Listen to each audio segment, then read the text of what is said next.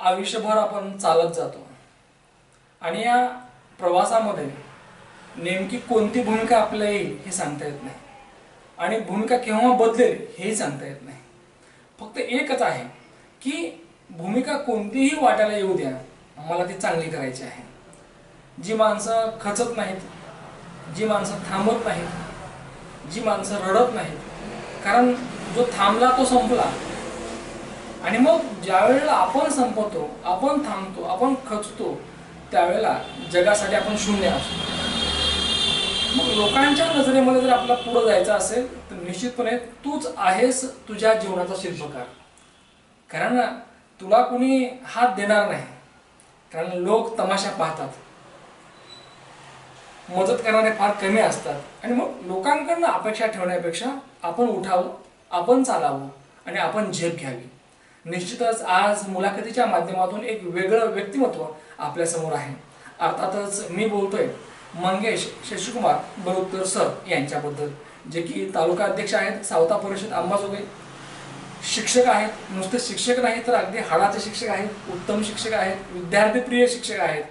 अगदी घाट नागनाथ प्राथमिक विद्यालय गुरुवारपेठ अंबाजोगाई या ठिकाणी ते सहशिक्षक म्हणून काम करतात आणि सचिव आहेत अर्थवेल मल्टिपल निधी लिमिटेड अंबाजोगाई.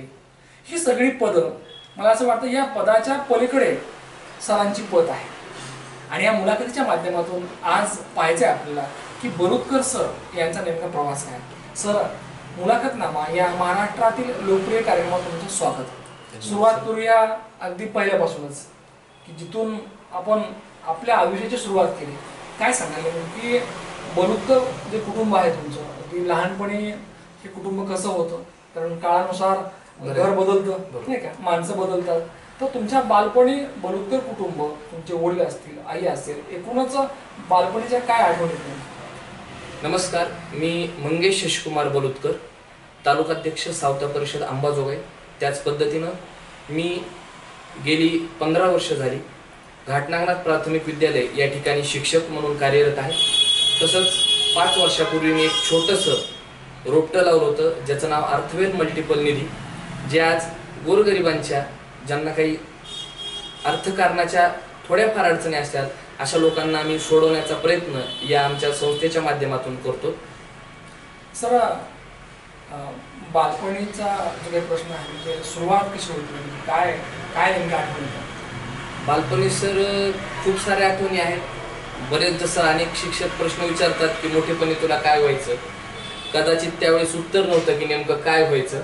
आज जसं विद्यार्थी आत्मविश्वासानं सांगतात की मला डॉक्टर व्हायचंय, इंजिनियर व्हायचंय, शिक्षक व्हायचंय, कलेक्टर व्हायचंय, कदाचित त्यावेळेस माझ्याकडे उत्तर नसायचं की नेमकं जसं आपण म्हणतो की आयुष्याचा ठरवलेला जरी कालखंड काही असला तर नेमकं आयुष्य कुठल्या वाटेवर कधी घेऊन जाईल ते सांगता येत नाही. अशा मग बऱ्याचशा अडचणी म्हणजे आठवणी आहेत.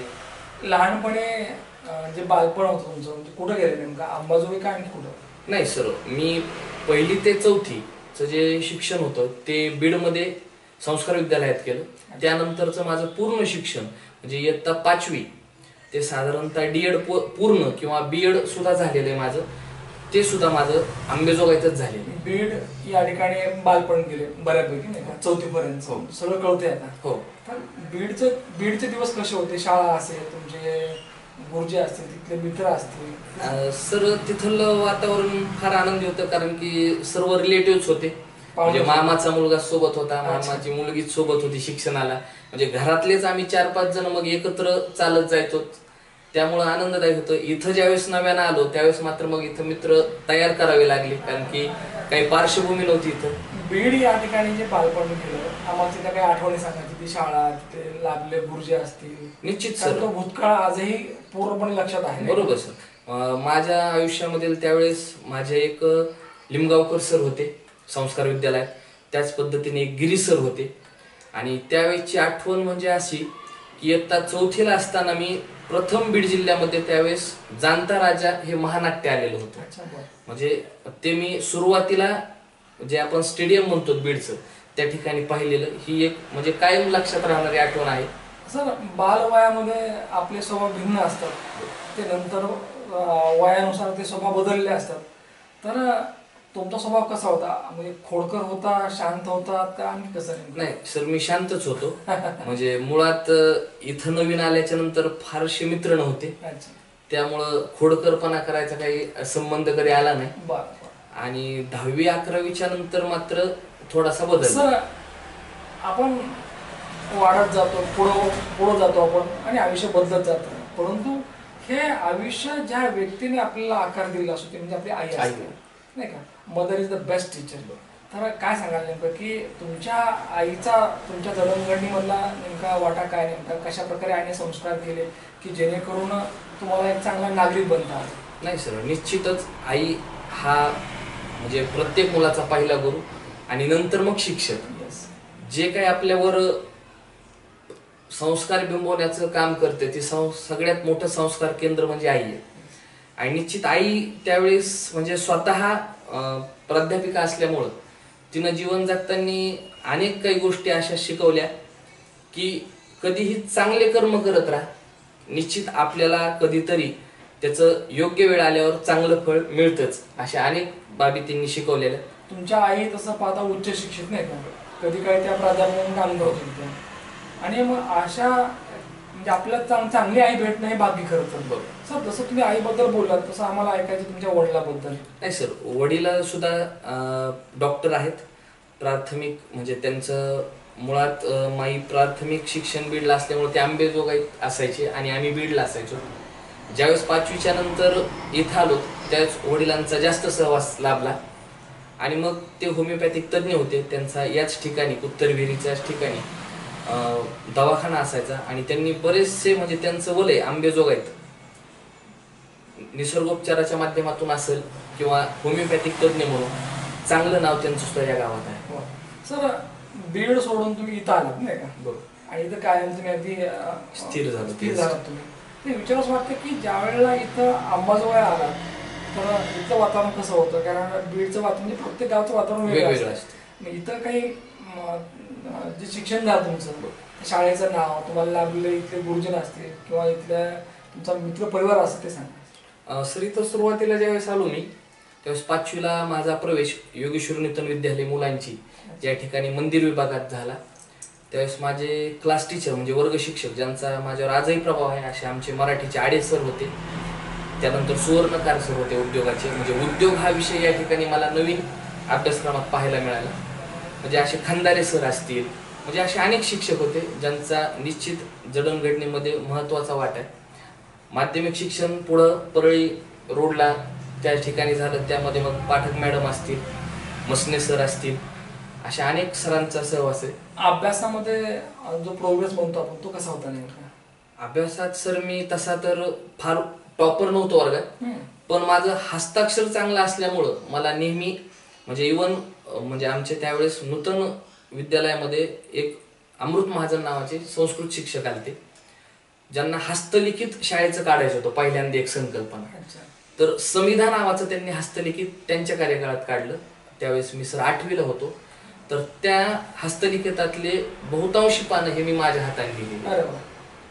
म्हणजे सुंदर हस्ताक्षर. यामुळे माझी शिक्षकांमध्ये ओळख असायची. अभ्यासात जरी खूप नव्हतो तर हस्ताक्षरामुळे माझी ओळख असायची शाळेमध्ये. बेस्ट हँड रायटिंग ही आपली ओळख निर्माण होते, त्यामुळं हस्ताक्षर चांगलं पाहिजे नाही का?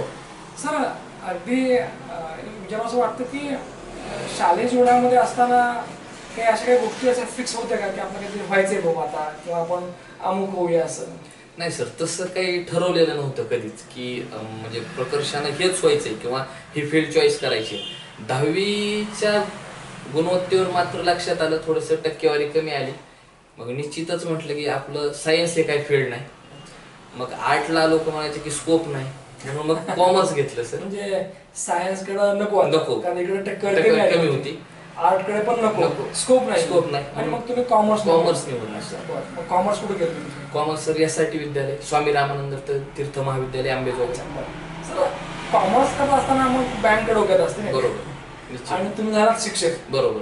तर मग कॉमर्स करत असताना काय नेमका संकल्पना होते ते सांगा. कॉमर्स करताना सर म्हणजे त्यावेळेस असं लक्षात आलं की कॉमर्स करताना या फॅकल्टी मधली म्हणजे वाणिज्य शाखेमधली 2 पदं सर्वात त्यावेळेस जास्त लोकप्रिय होते. एक CA चार्टर्ड अकाउंटंट आणि दुसरं CS म्हणजे कंपनी सेक्रेटरी, हे टॉप मोस्ट पद होते या फील्डमध्ये. आजही आहेत. हा, मग कदाचित काही काळ वाटत होतं की अंबेजोगाई सोडून पुण्याला जावं आणि कदाचित स्पर्धा परीक्षांची या तयारी करावी. पण योगायोगानं मग काही काका वगैरे म्हटले की मग त्याला खूप वेळ लागेल, 5-7 वर्ष लागतील, एवढा कालावधी थांबावं लागेल, ते पुन्हा होईल का नाही, पुन्हा पूर्णत्वास जाईल नाही. मग ते म्हटले डीएड करूत.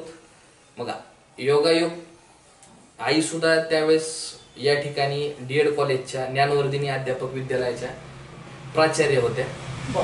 मग योगायोगानं डीएड करायचं असं कुटुंबात ठरलं, म्हणून डीएड मध्ये आलो आणि डीएड याच ठिकाणी पूर्ण झालं. डोक्यामध्ये जरा वेगळा विचार होता, सीए होणे किंवा CS होणे, परंतु सगळ्यांनी कन्व्हिन्स केलं की पाहता पाहता डीएड पूर्ण पूर्ण. बरोबर सर. निश्चितपणे आपल्याला मार्ग दाखवणारी माणसं चांगली असतील तर निश्चितपणे मार्ग चांगला सापडतो आपल्याला.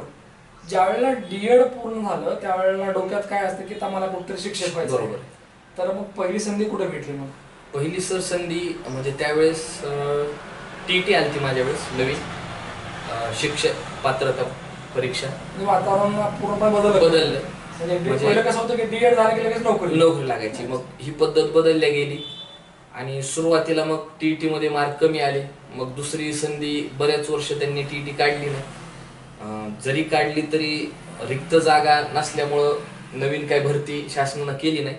मग योगायोगाने इथं या ठिकाणी घाटनागनाथ प्राथमिक विद्यालय, जे आमचे सचिव आहेत आदरणीय राजकिशोर पापा मोदी यांची संस्था आहे, यांच्या संस्थेमध्ये त्यांनी मला सर्वप्रथम काम करण्याची शिक्षक म्हणून संधी दिली. निश्चितपणे मला असं वाटतं की जी व्यक्ती आपल्याला पहिल्यांदा संधी देते ती व्यक्ती आपल्या देवासाठीच असते. बरोबर, निश्चित. आणि तुम्हाला संधी भेटली शिक्षक म्हणून. सर साधारणतः आता किती वर्ष झाले तुम्ही ऍज अ टीचर म्हणून काम करता? सर मी आता साधारणतः 14 वर्ष माझे पूर्ण केले सेवेतले. शाळेमध्ये एक उत्साही, त्याचबरोबर की विद्यार्थ्यांमध्ये मिसळणारे नाही का, आणि विद्यार्थ्यांना आवडणारे अशी आपली ख्याती आहे. तर आम्हाला ऐकायचंय की बलुतकर सरांची शिकवण्याची पद्धत कशी आहे नेमकी? नाही सर, आता जसं डीएड मध्ये शिकवलं जातं की हार्वर्डच्या पंचपदीनुसार पाठ असावा, एक आदर्श पाठ कसा असतो, पण निश्चित सर ती वर्गाध्यापनाची रोजची पद्धत होऊ शकत नाही. कारण त्या पद्धतीनं पायऱ्यानुसार पाठ घेणं हे बहुतांशी बरेच शिक्षक घेत नाही. म्हणजे काय असतं सर, वर्गामध्ये वातावरण जे असावं ते दोघांच्या विद्यार्थी आणि शिक्षक दोघांशी अनुकूल वातावरण तयार करावं लागतं. म्हणजे विद्यार्थी तुमच्या शिकवण्याकडं किती लक्ष केंद्रित करतात हे सगळ्यात महत्वाचं आहे. म्हणजे तुम्हाला अध्यापन करताना काय काय बदल घडवावे लागतात हे पण गरजेचं. नाही तर तुम्ही काही वेळेस पाहतात की बरेच शिक्षक येतात, फलक लेखन करतात, विद्यार्थ्यांचा रस नसतो, त्यांचं लक्ष नसतं. मग ही पद्धत तर निश्चित अवलंबवता येणार नाही शिक्षक. आणि मी मुळात प्राथमिक शिक्षक आहे, म्हणजे व्याख्यान पद्धती तर जमणार नाही, कारण की मुलांमध्ये जाऊन शिकवावं लागेल, लहान मुलं. त्यामुळं आम्ही त्यांना जी जमेल, म्हणजे कधी कंटाळा तर सर खेळायला जाऊ, सर मग आज ग्राउंडवर जाऊ, या पद्धतीनं. विद्यार्थ्यांना न मारता न रागवता शिकवणे फार मोठी कला करतात, ती प्रत्येकाला जमेल असं नाही, बरोबर नाही का? कारण आपण डिग्री घेतो, मार्क्स आपल्याला भेटले असतात, परंतु या डिग्रीच्या पलीकडे जाऊन एक माणूस म्हणून जगणं फार अवघड असतं. तुम्ही वर्गामध्ये विद्यार्थ्यांना न मारता न रागवता कशा प्रकारे त्यांना हँडल करता? नाही सर, निश्चित. म्हणजे पूर्वी जशी संकल्पना होती की छडी लागे छमछम आणि विद्या घमघम, ती आता पद्धत राहिलेली नाही. म्हणजे तसे पालकही नाहीत. म्हणजे आता कसं विद्यार्थी मुळात त्यांची तब्येत नाजूक, कुठे इजा झाली तर ती अडचण आहे. म्हणजे फक्त शिक्षकाबद्दल एक आदरयुक्त भीती असावी की सर नाही केल्यावर मारतील. हे आलं ना, ज्याला जमलं ना, कदाचित फार मारायची गरज नाही. मग आता एखादा खोडकर विद्यार्थी तर असतो, तेवढा असू शकतो. म्हणजे मग शेवटी ते बालपण आहे ना, त्यांनी नाही करायचं तर मोठे तर करणार नाही. म्हणजे अशा पद्धतीने आहे सर. निश्चितपणे आपण जेव्हा शाळेमध्ये असतो, वर्गात असतो खास करून, त्यावेळेला आपण सगळं विसरून जातो आणि फक्त आपल्या समोर ते लहान लहान जीव असतात की ज्यांना आपल्याला चांगलं शिकवायचं असतं. सर ज्याप्रमाणे शाळेमध्ये उत्तम शिक्षक म्हणून काम करतात, त्याचबरोबर अगदी सामाजिक भान तुम्ही जपलेलं आहे. अगदी बोलायचं म्हटलं तर तुम्ही सावता परिषदेचे अंबाजोगाई तालुका अध्यक्ष आहात. तर मग या ठिकाणी एक परिषदेचं काम करत असताना साधारणतः किती वर्ष झाली, काय काम आहे नेमकं आणि इथला अनुभव काय नेमका? आता सर तसं तर म्हणजे मुळात मी या मताचा आहे की काम करत असताना पद नसेल तरी चालतं, म्हणजे काम करताना पदाची अपेक्षा असू नये. ठीक आहे, ज्या मला एक मुद्दा इथे सांगावं असं वाटतं की तुम्ही आतापर्यंत कधी या पदापेक्षा सुद्धा तुम्ही पद जपले की आपलं पद असेल अगर नसेल, परंतु सावता परिषदेच्या माध्यमातून तुम्ही बऱ्यापैकी खूप चांगलं काम केलं आहे आणि या मुलाखतीच्या माध्यमातून ते ऐकायचं करतं की काम काय नेमकं, कुठल्या स्वरूपाचं काम आहे आणि यासाठी आपण दिलेलं डिवोशन. आता सर आम्ही साधारणतः म्हणजे मुळात काम करत असताना इथं मला बरेचसे जे माझ्या समाजातील मित्र आहेत ते चांगले मिळाले, म्हणजे माझे जे सहकारी आहेत संघटनेमध्ये काम करताना तेही याच मताचे आहेत की आपण पद नसताना काम करतच जातो, की आपल्याला एखादं काम करताना कोणाची आवश्यकता नाही. मग काम करत असताना सर आम्ही सर्वप्रथम की महात्मा फुले जे आहेत त्यांचे विचार लोकांच्या मनात बिंबवण्याचा प्रयत्न केला, की आम्ही महात्मा फुले जयंती उत्सवच्या माध्यमातून जे जे काही शक्य होतील आम्हाला, जसे व्याख्यानं असतील, फळ वाटप असेल गरजूवंतांना किंवा गोशाळेला चारा वाटप असेल, हे कामं केले. त्याच पद्धतीनं सावित्रीबाई फुलेंच्या जयंती माध्यमातून एखाद्या मुलीला दत्तक घेणं किंवा तिला थोडंफार शैक्षणिक काही आर्थिक मदत करणं, असे छोटे मोठे जे आम्हाला शक्य आहेत ते आम्ही या संघटनेच्या माध्यमातून म्हणा किंवा आमच्या जे काही मित्रपरिवार आहेत त्यांच्या माध्यमातून सामाजिक काम करत असतो. एकूणच काय की सावता परिषदेच्या माध्यमातून महात्मा ज्योतिबा फुले, सावित्रीबाई फुले यांचे विचार समाजापर्यंत गेले पाहिजेत, नाही का, समाज जागा झाला पाहिजे. आणि ही भूमिका आपण पहिल्यापासून ठेवली आहे, कधी स्वार्थ ठेवला नाही का, कारण काम तुम्ही जे केलं ते निस्वार्थ केलं. सर आता यानंतर आपण आपल्या जे अर्थवेल जे आहे मल्टिपल निधी, ते विचारायचं वाटतं की एक शिक्षक म्हणून तुमचं अगदी बरं चाललं होतं, नाही का, अगदी शाळा घर सुरू होतं. मग असं का वाटतं बरं नेमकं की आपण अगदी एखादी बँक उभी करावी, एखादी संस्था उभी करावी? नाही सर, म्हणजे मध्यंतरी शिक्षक जरी म्हणून रुजू झालो असेल तरी मधला काळ हा थोडासा खडतर असा होता की मला पगार नव्हती. थोडक्यात म्हणजे अर्थकारण जर नसेल तर समाजात मान सन्मानही नसतो, थोडक्यात असं म्हणलं तरी काही वावगं ठरणार नाही. आणि मग म्हणून कुठंतरी आपल्याला काहीतरी करायचंय. मग या उद्देशानं जे छोटं मोठं पहिल्यांदा थोडंसं फायनान्स जी संकल्पना होती की एक छोट्या मोठी 10-20 हजारांच्या फायली करणं, त्याचं म्हणजे रोजचं निधी संकलन करणं, हे सोडून मग म्हटलं काही मित्र सोबती भेटले 2-4, म्हणजे माझा श्रीकांत धायगुडे हा या ठिकाणी पतसंस्थेमध्ये माझा पार्टनर आहे, भागीदार आहे. मग तोही म्हणायचा की सर आपण कुठंतरी एक थोडंसं वाढीव आणखीन काहीतरी करू की जेणेकरून आपण 10 पेक्षा 100 लोकांपर्यंत जाऊ. थोडी थोडी का मदत व्हायना, खूप लाखाची नाही झाली तरी 20,000, 30,000, 50,000 इथपर्यंत. मग या संकल्पनेतून सर आम्ही हे छोटं रोपटं अर्थवेल मल्टिपल निधी नावाचं लावलं. हे गेल्याचं अर्थवेल मल्टिपल निधीची उभारणी करत असताना, कारण कुठलीही युनिट, कुठलीही गोष्ट सुरू करताना हे सहज नसतं. बरोबर. तर त्याला कष्ट असतात, अटॅचमेंट लागते, त्याला प्रामाणिकपणा असतो. तर अगदी विचारावं वाटतं की ज्या वेळेला अर्थवेल उभारत होतात त्यावेळेला असं वाटत होतं का की आपल्या याच्यामध्ये यश मिळेल? नाही ना सर, म्हणजे भीती असायची, कारण की बँकिंग सेक्टरमध्ये काम करताना नॉन फायनान्शियल किंवा फायनान्शियल सर लोक म्हणजे कर्ज मागताना ज्या भूमिकेत असतात, निश्चित ते परतफेडीच्या वेळेस त्यांची थोडीशी मानसिकता कुठेतरी बदललेली जाणवते. मग कदाचित ती थोडीशी दडपण असते, पण बऱ्याच वेळेस अनुभव असा म्हणतो की चला आज नाही तर उद्या निश्चित कुठंतरी आपण यशाच्या त्या शिखरावर पोहोचू. या पद्धतीने आमची हळू का हळू होईना एक वाटचाल चालू आहे. लोकांना हाताळणं खरं तर आव्हान असतं, नाही का. काय नेमका या 5 वर्षामध्ये अर्थवेला खरं तर अर्थ प्राप्त आपण करून दिला खरं तर, परंतु हा अर्थ प्राप्त करून देत असताना या ठिकाणी अगदी मनामध्ये द्वंद्व सुरू असतं, लढाई सुरू असते. काय होईल नेमकं, आपलं काय करायचं नेमकं, प्रत्येक वेळेला इथं आपल्याला लोकांना फेस करायचं असतं. तर काय अनुभव काय नेमका?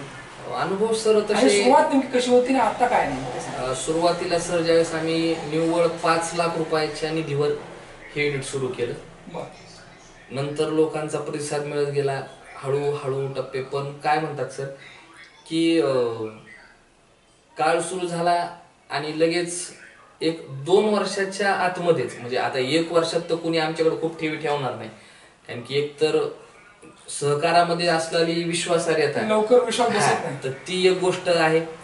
जिल्ह्यात त्याच्या अगोदर बऱ्याचशा पतसंस्था बुडालेल्या आहेत, अशा परिस्थितीत आम्ही युनिट सुरू केलं. हल्ली काही बातम्या येतात, आताही सध्या सुरू आहे. बरेचसे बीड जिल्ह्यामध्ये प्रकरणं चालू आहेत. एक गेली की दुसरी कुठंतरी अजून चर्चा होतेच आहे.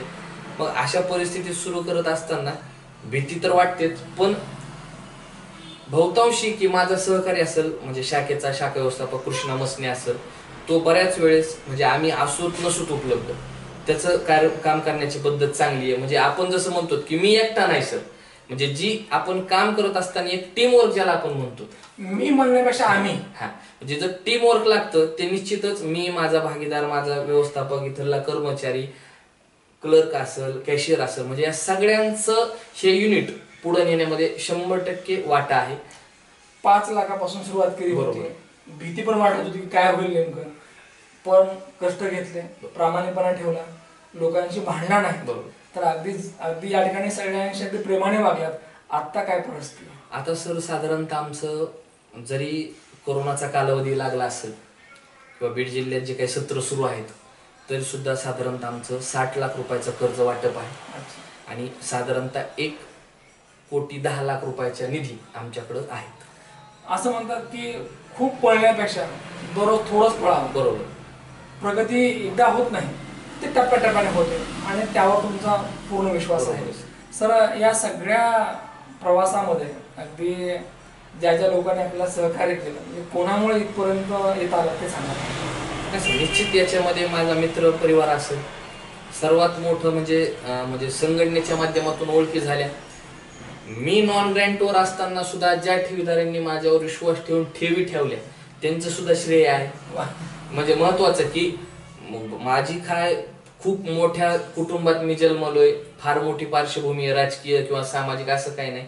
काम करत असताना ज्या प्रत्येक माणसानं मला इथपर्यंत आणले, निश्चित ते या प्रत्येक माझ्या जडणघडणीत माझे गुरु, मार्गदर्शक, हितचिंतक सगळेच आहेत. म्हणजे इव्हन आमच्या सचिव साहेब असतील, राजकिशोर मोदी साहेब असतील, माझे मार्गदर्शक संतोष भैया काळे असतील, माझे भागीदार असतील, माझे कुटुंब असेल, सगळ्यांनी ज्या ज्या पद्धतीने म्हणजे प्रत्यक्ष किंवा अप्रत्यक्ष जे काही सहकार्य केले, कदाचित मी आज त्यांचे या ठिकाणी आभार मानतो. फक्त समाज नाही तर या ठिकाणी मंगेश बोरुतकर हे व्यक्तिमत्व असं आहे की सगळ्यांनाच आवडतं, म्हणजे सगळ्यांपर्यंत तुम्ही पोहोचलेला आहात, सगळ्या जाती धर्मातील तुमचे मित्र आहेत. बरोबर. आणि सगळ्यांचा तुम्ही सन्मान करता. तर विचारावं वाटतं की या समाजामध्ये मिसळत असताना, लोकांबरोबर राहत असताना बऱ्याच वेळा काळजी घ्यावी लागते, नातं तुटलं नाही पाहिजे आणि नातं तुटू नये यासाठी तुमचे नेहमी प्रयत्न असतात. काय स्किल काय नाही? स्किल काय नाही सर, म्हणजे स्किल नाही. बऱ्याच वेळा काय होतं की आपण दोघं एकत्र येतो, काही काळ राहतो आणि लगेच आपलं पटत नाही. बरोबर. परंतु तुमच्या या प्रवासामध्ये आतापर्यंतच्या माणसं आली, चांगले मित्र बनले आणि प्रत्येकाचं मन जिंकत गेला. मन जिंकणं एवढं सोपं नाही. बरोबर सर. याचं कारण काय नाही, माझं असं मत आहे की नातं दोन्हीकडून असलं ना ते टिकतच. आणि माझ्या मते की बाबा न बोलून गैरसमज ठेवण्यापेक्षा बोलून समज, बरोबर आहे, बोललं पाहिजे. म्हणजे तुमच्या नात्यातील कदाचित दुरावा जरी आला तर तो तुम्ही स्वतःच मिटवा लागेल, त्याला त्रयस्थ माणूस येणार नाही. आणि काय होतं सर की एखाद्या बाबीत जर आपण कमीपणा घेतला आपल्याच मित्रापुढं, काय अडचण आहे, मित्रच नाही तो, कधी त्यानं मोठं मन करावं, कधी आपण. मला असं वाटतं सर की तुमचा हा जो मुद्दा आहे, काय फरक पडते, आपण थोडं मागे जाऊ, काय अडचण, कमीपणा घेऊ जरा. आणि हल्ली झाले काय की नेमकं लोकांना हेच नकोय. बरोबर. मी का, बरोबर नाही का, मला असं वाटतं मीच, बरोबर, या भावनेने चला तुम्ही. सर, या पूर्ण प्रवासामध्ये मी आताच उल्लेख केला की खरं तर शासनाची ती पॉलिसी असते, संस्था आपल्याला नोकरी देते, परंतु जर ज्ञान नसेल तर मग कुणाचं चालत नाही. बरोबर. शासनाचे धोरण जे आहे त्यानुसार सगळं चालतंय. बरोबर. परंतु ज्या वेळेला पगार नव्हता, अगदी त्या काळापासून ते इथपर्यंत काही अडचणी आल्या का? अगदी काय असतं की सभी पूछेंगे आपको आप कैसे है जब तक आपके पास पैसे हैं, पैसा खत्म पूछना खत्म. तर कधी असं काय म्हणजे असे काही प्रसंग आले का की असं वाटतं की अरे आपल्याकडे पैसे नाही येत, काय असे काही वाईट प्रसंग आले का की ज्या प्रसंगाला तुम्ही सामोरे गेलात? खरं तर नाही सर, म्हणजे निश्चितच तसे प्रसंग नाही आले, कधीच नाही आले. म्हणजे कदाचित मी ज्या शाळेत काम करतो, म्हणजे माझी युनिट प्रायमरी असल्यामुळं माझ्या शाळेमध्ये 4ही महिला शिक्षिका आहेत. म्हणजे मला त्यांच्याकडून लहान भावासारखीच वागणूक मिळाली. म्हणजे कधीही नाही, हे वागणुकीच चाललं नाही की अर्थकारण जे आहे ना की पैसा नसेल तर बऱ्याच वेळा अनेक अडचणीला आपल्याला सामोरे, म्हणजे माणसं चांगली असतात, बरोबर, परंतु तुमच्याकडे जर पैसा नसेल तर अनेक प्रसंग असतात जिथे तुम्हाला आपण थांबतो, आपण खचतो. बरोबर. तर जर असे काही प्रसंग आले असतील तर त्यावर तुम्ही कशी मात केली? नाही सर, तसे म्हणजे प्रसंग कदाचित माझ्या आयुष्यात फार कमी आले. अच्छा. म्हणजे नाही आले म्हटले तरी चालतं, कारण म्हणजे की तुम्ही मला लढलात पहिल्यापासून. म्हणजे मला असं मत आहे की बहुतांशी आपल्या गरजा वाढल्या ना तरच पैशाच्या आर्थिक अडचणी वाढतात. ज्याच्या गरजा कमी आहेत ना कदाचित त्याला ह्या अडचणी येणार नाही. सर, समाजामध्ये मिसळत असताना अगदी बऱ्याच वेळेला आपण प्रत्येक कार्यक्रमात भाग घेतो आणि तुमचा रोल असतो. तर आजवर एक सामाजिक भान जपत आपण काय काय केलेलं? सर, महात्मा फुले जयंतीच्या माध्यमातून काम केलेलं आहे, सावता परिषदेच्या माध्यमातून काम केलेलं आहे. बरेच जे मित्र समजा शिवजयंती काढतात, जे सामाजिक उपक्रम आमच्या जयंती उत्सव समितीच्या मार्फत केले जातात, रक्तदान शिबिर असेल त्याच्यामध्ये सहभाग नोंदवलेला आहे. त्याच पद्धतीनं डॉक्टर बाबासाहेब आंबेडकर जयंतीच्या माध्यमातून जे जे काही कामं करतात मित्र, म्हणजे सर्व मित्र परिवार सर्व जाती धर्माचा असल्यामुळं जो काही आपल्याला वाटा त्या ठिकाणी सामाजिक उचलता येईल एक भान म्हणून की आपणही समाजाचं काहीतरी देणं लागतो, या भावनेनं जे जमत ते काम आम्ही केलेले सर सामाजिक. अगदी एक या ठिकाणी एक चांगला नागरिक म्हणून आपण प्रत्येक ठिकाणी सहभाग घेतला पाहिजे. आणि मग प्रत्येक जयंती असेल किंवा कोणाचं सुख दुःख असेल तर आपण सहभाग घ्यायचा आणि आपल्याला जो काही रोल भेटलाय तो रोल तिथं आपण चांगला निभवायचा. निश्चित. सर, आता पुढे काय प्लॅनिंग आहे नेमकी? कारण आर्थवेलची तर सुरुवात चांगली केली आहे, आर्थवेलचा वेळ आता बऱ्यापैकी पुढे गेलाय. बरोबर. तर पुढचं काय नाही? आता पुढचं काही नाही सर, आता याच की आणखीन अधिकाधिक लोकांपर्यंत त्यांच्या गरजा भागवण्यापर्यंत आम्हाला लोकांचं पाठबळ मिळावं, जेणेकरून आम्हीही इतर लोकांपर्यंत पोहोचू. म्हणजे तुम्हाला जसं आत्ताच म्हटलं की अनेक लोकांचे अदृश्य हात या कुटुंबा वाढीच्या माध्यमात आहे. म्हणजे अर्थवेल जे वाढतंय की ते अनेक जणांच्या हाताने वाढलेले, तेच हात आम्हालाही मिळत आणि आमच्या हातून आणखीन असंच काहीतरी समाजकार्य घडो, एवढीच एक इच्छा आहे. मंगेश शशिकुमार बलुतकर एक आदर्श शिक्षक आणि सामाजिक भान त्यांनी नेहमीच जपलं. सावता परिषदेच्या माध्यमातून या ठिकाणी समाज बांधवांना तर मदत करत असते, परंतु त्याहीपेक्षा पलीकडे जाऊन सर्व जाती धर्मातील लोकांबरोबर या ठिकाणी चांगले संबंध आहेत. अगदी नेहमीच रोल असा असतो की आपण मदत केली पाहिजे. त्याचबरोबर ते उत्तम शिक्षक आहेत, घाट नागनाथ प्राथमिक विद्यालय गुरुवारपेठ या ठिकाणी, आणि आता सचिव आहेत ते अर्थवेलचे, अर्थवेल मल्टिपल निधी. सर, हा सगळा प्रवास पाहिल्यानंतर एक गोष्ट आहे की तुमच्याकडे पैसा किती माहीत नाही, परंतु आत्मविश्वास आहे. निश्चित. आणि हा आत्मविश्वास तेव्हाच येतो की ज्या वेळेला आपल्यावर विश्वास असतो आणि ज्या व्यक्तीचा स्वतःवर विश्वास आहे त्या व्यक्तीवर इतर लोक विश्वास ठेवतात.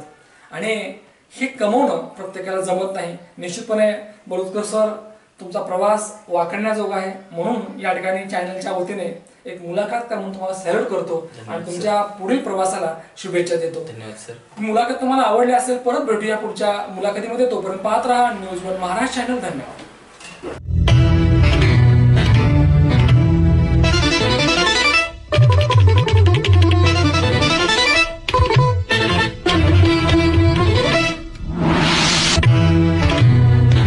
न्यूज वन महाराष्ट्र, आवाज महाराष्ट्राचा.